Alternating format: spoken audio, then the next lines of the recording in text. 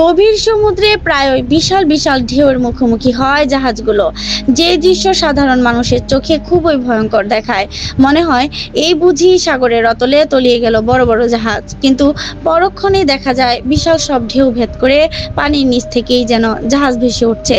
কিভাবে সম্ভব? এত এত ঢেউ কেন জাহাজের কোনো ক্ষতি করতে পারে না? এত বড় বড় ঢেউ থেকে নিজেকে কিভাবে সুরক্ষিত রাখে জাহাজগুলো? সমুদ্রে বড় জাহাজগুলোর পর্বত আকৃতির ঢেউ থেকে বেঁচে থাকার প্রাথমিক কারণগুলোর মধ্যে অন্যতম হচ্ছে এর আকার। এই জাহাজগুলোর আকৃতি বিশাল এবং ওজনে অনেক বেশি।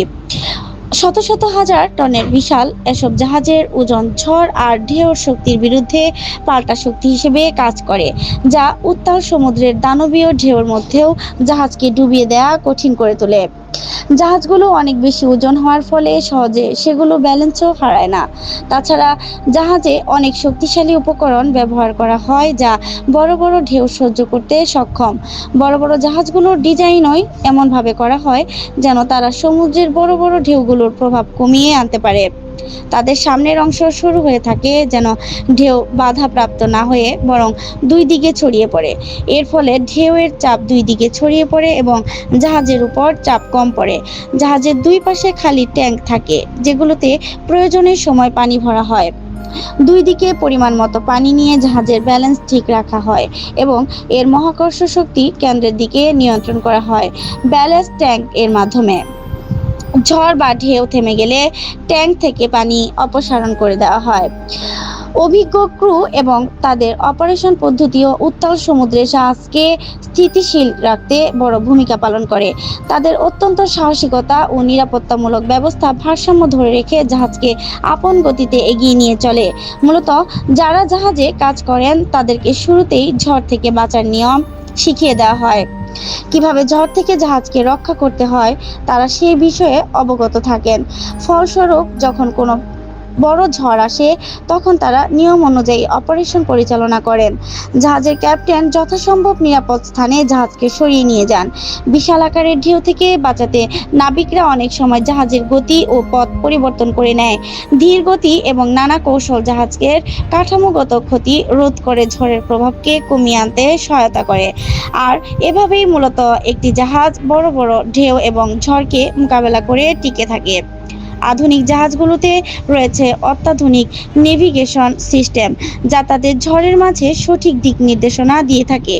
রাডার, জিপিএস, আবহাওয়ার পূর্বাভাস দেওয়ার সরঞ্জাম নাবিকদের সঠিক সিদ্ধান্ত নিতে গুরুত্বপূর্ণ ভূমিকা রাখে।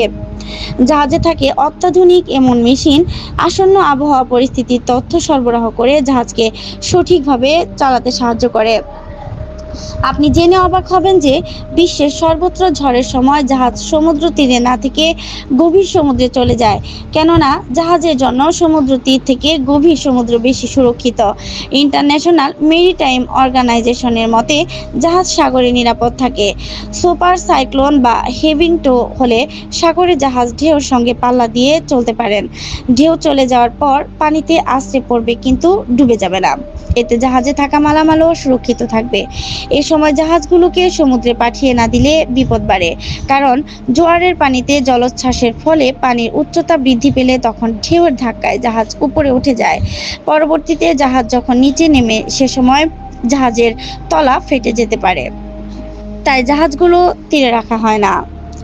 তবে উত্তাল সমুদ্রের ঢেউয়ে টিকে থাকা খুব সহজ কাজ নয়। তবুও এই চ্যালেঞ্জ নেওয়ার সক্ষমতা বড় জাহাজগুলোর রয়েছে। বড় জাহাজে দুটি ইঞ্জিন থাকে যাদের বিশেষভাবে ব্যবহার করা হয়। জাহাজগুলোর আকার, নকশা, ব্যালাস্ট ট্যাঙ্ক, উন্নত নেভিগেশন সিস্টেম এবং অভিজ্ঞ ক্রুরা একসঙ্গে কাজ করে, যা ঝড়ের প্রভাবকে কমিয়ে দিতে সক্ষম হয়, দানবীয় ঢেউয়ে পরাভূত করে।